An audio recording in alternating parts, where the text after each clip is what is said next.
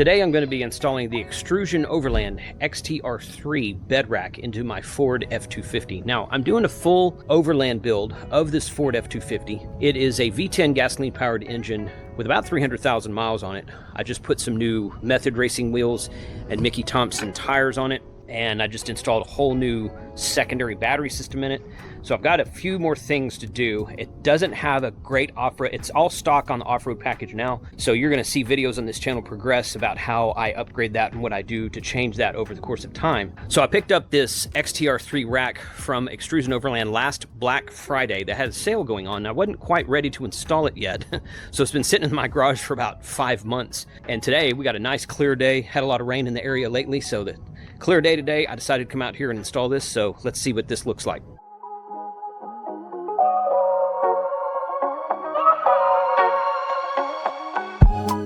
I found a really good video linked from the Xtrusion website where they laid out the entire thing on the ground and put it together off of the truck before putting it on the truck. So that's what I'm going to do. It might be a little bit heavy for me to lift up on the truck by myself when I'm done with it, but I can get a friend or neighbor to come over and help me lift it when I'm done. I may or may not do that today, but it'll all be included in this video. So this is the side of the truck. This would be the passenger side of the truck. This is the top of the bed, and this is the driver's side of the bed here.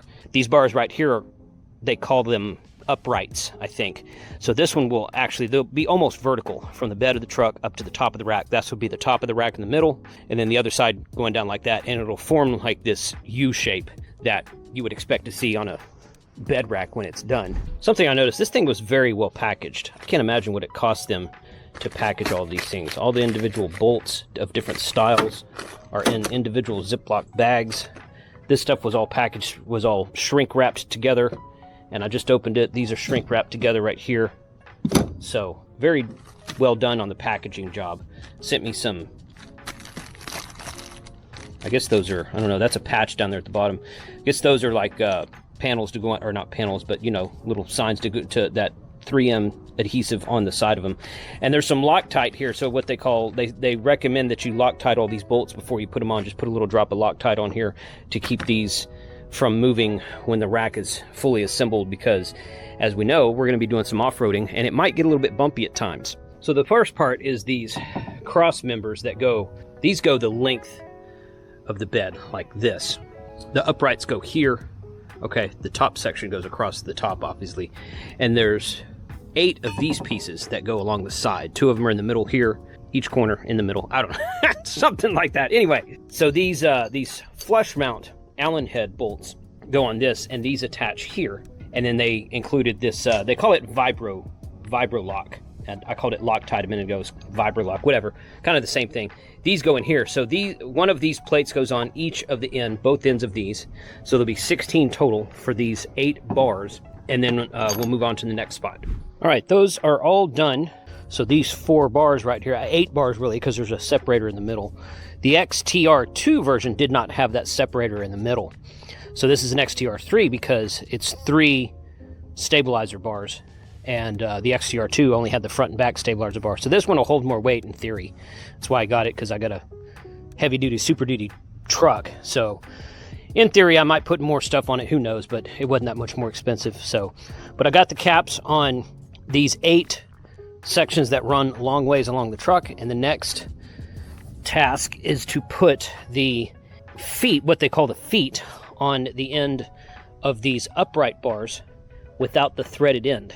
So we're going to do that now, and then those feet are what attaches to the bed once the rack is fully assembled. Now, I noticed a problem here a minute ago. This one here. This upright has threaded inserts on both ends. One end should be threaded and one end should not be threaded. So this one has threaded on both ends. So they make these things custom order. So they probably drilled the second end of that one by mistake. I don't know if it's going to make a difference or not. Hadn't gotten that far, so we'll see in a minute. But now I'm going to put the feet on. Got all 6 of these bars done, and that's the feet. So this part will go next to the bed rail on the inside of the bed, and then use the clamps that come with the system to be clamped down to the truck, and that's what'll hold it on the bed rack. It doesn't matter really that these 2 ports were threaded here. Nothing goes in to these ports. They simply use the inserts in the T-channel here, and they bolt in with the small round, the shorter oval-headed screws that come with the kit.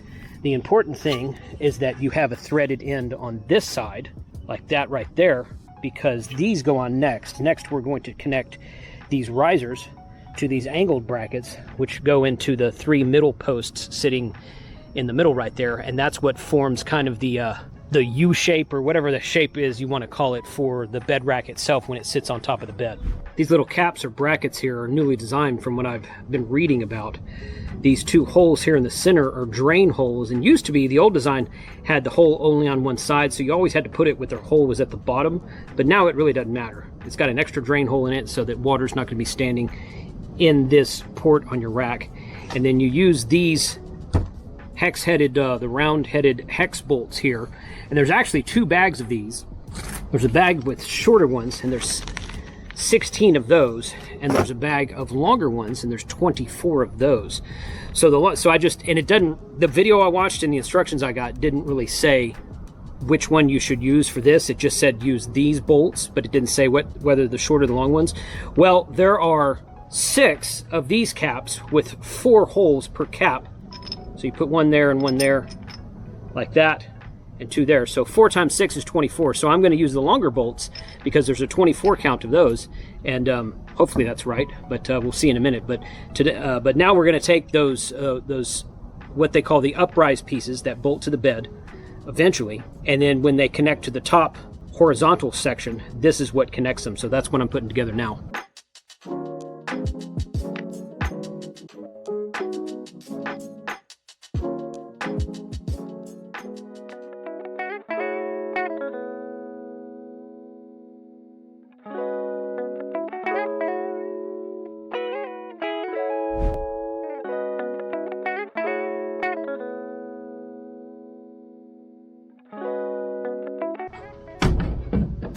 Okay, this was all built yesterday. Had to shut it down yesterday afternoon because I had other things to do. So this is one of 3 pieces here. One of these goes in the front, one in the back, and one in the middle. And again, this is what makes the XTR-3 different than the XTR-2. The XTR-2 has 2 of these, one in the front and back. A third one's added to the middle for the XTR-3 to add additional stability, support, and weight load. And now the next step is actually to put on the stabilizing plates on the corners, so we'll get to that in a second.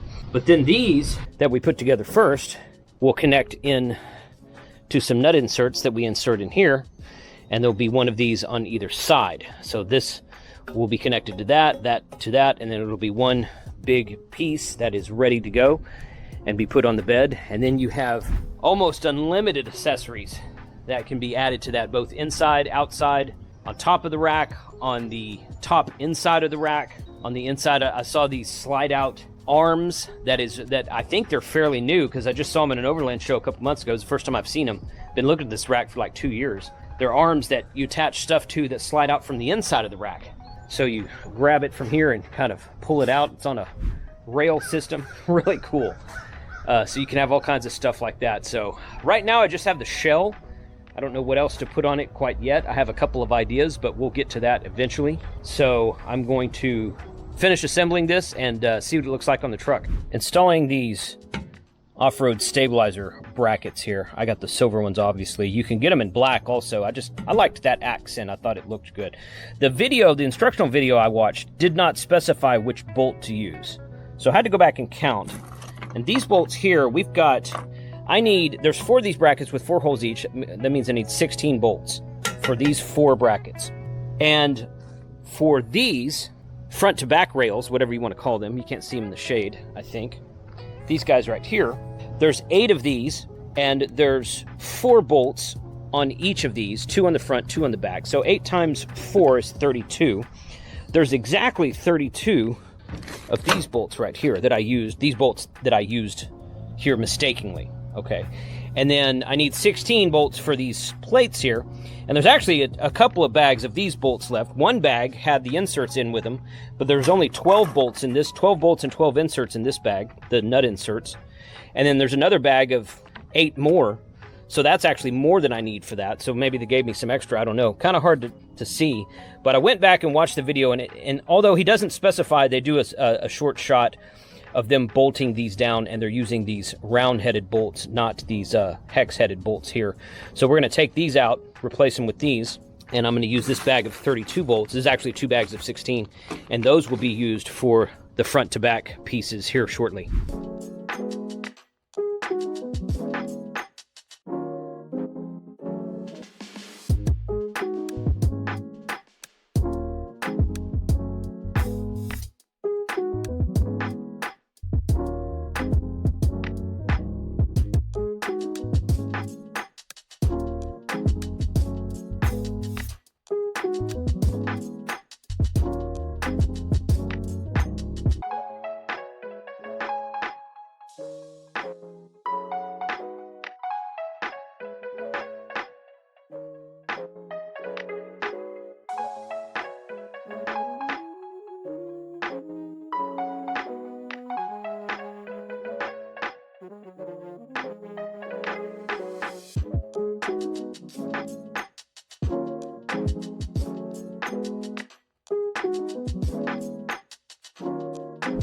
All right, it is completely assembled.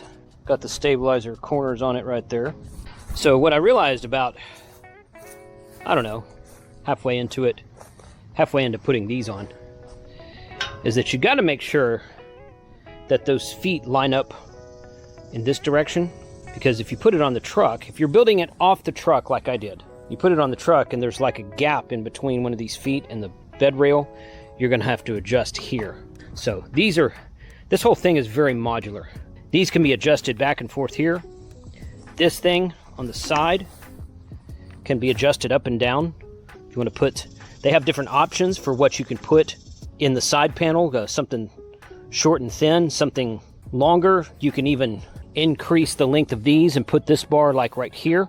I have a short panel here and a long panel back there. Very modular. This is the vanilla or stock, I don't know what you want to call it, version of the XTR-3. I didn't get any accessories with it. There's 100 different things that you can put on the inside and the outside.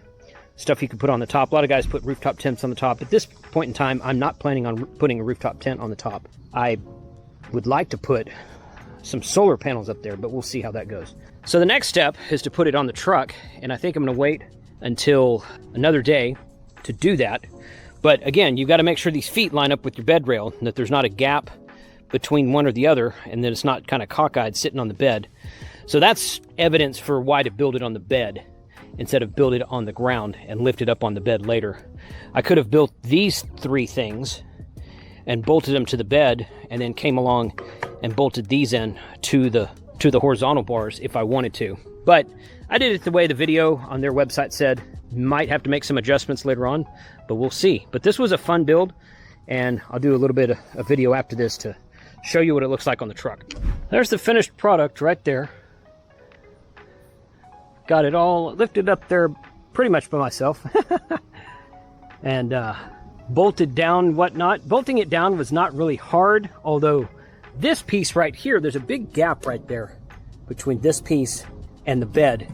And the bolts they gave me aren't long enough to kind of cinch that in.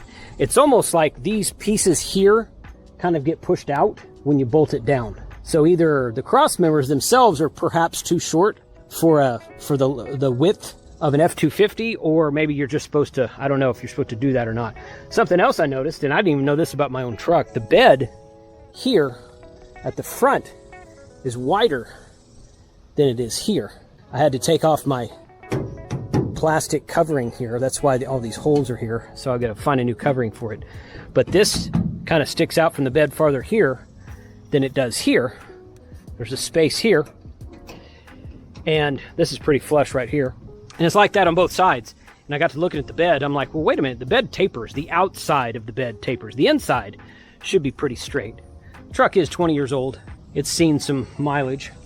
317,000 miles at the time of this recording. But for the most part, it went down. It bolted down just fine.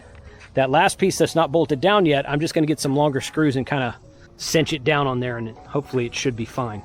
But everything lined up good. Everything worked well. I decided to leave a gap in the back area and push it forward.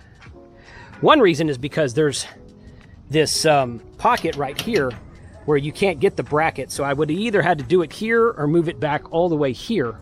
And I figure what I will do is have less room in between the cab and the rack, but I can bolt some stuff to the back of the rack. I've got plenty of room back here. I can bolt a jerry can holder, a propane tank holder, stuff like that, and then it won't be hanging off the back of the, like, back of the tailgate and whatnot. So, but that's it right there. Everything went together well.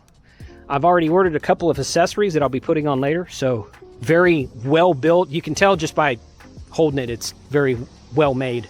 Made in Kansas, made in the USA. Happy with this so far. We'll do a follow-up video in a few months to see how I'm liking it. Thanks for watching.